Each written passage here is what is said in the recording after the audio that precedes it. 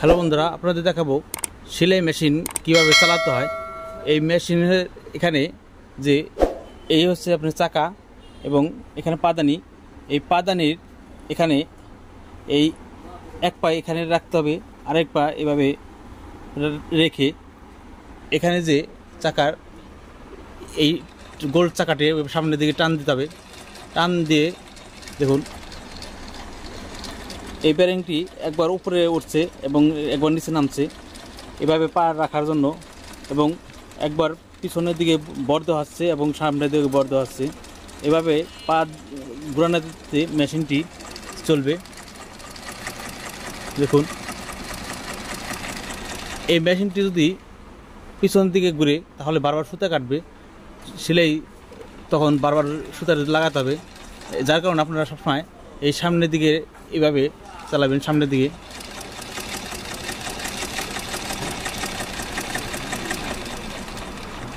এই মেশিনটি উল্টে ঘোরার সাথে সাথে বারবার সুতা কাটবে, এটি আমি আপনাদের দেখাবো।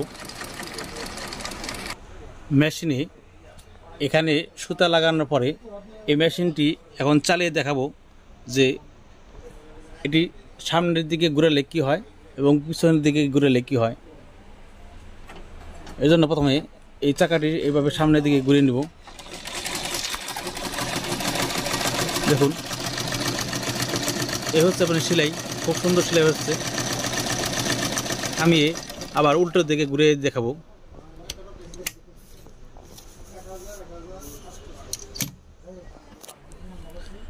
এই হচ্ছে আপনার উল্টার দিকে।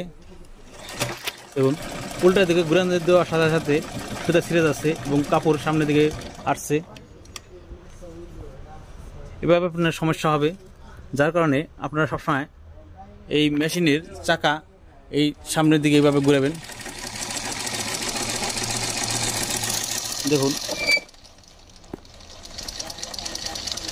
এই ব্যারিংটি একবার উপরে উঠছে এবং একবার নিচে নামছে। পাটি একবার পিছনের দিকে বর দেওয়া হচ্ছে এবং সামনের দিকে বর দেওয়া হচ্ছে। একবার সামনে একবার পিছনে এইভাবে মেশিনটি চালাতে হয়।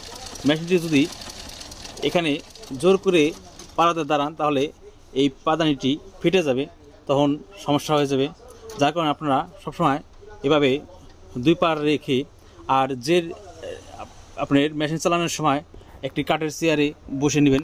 কাঠের চেয়ারে বসে নিলে এই মেশিনটি চালাতে খুব সহজ হবে, কারণ এই টেবিলটি অনেক মেশিনে উঁচু থাকে, অনেক মেশিনের নিচু থাকে। যার কারণে এই টেবিলের সমান এবং কাছে এই ঘেঁষে বসবেন, যাতে মেশিনটি চালানোর সুবিধা হয়।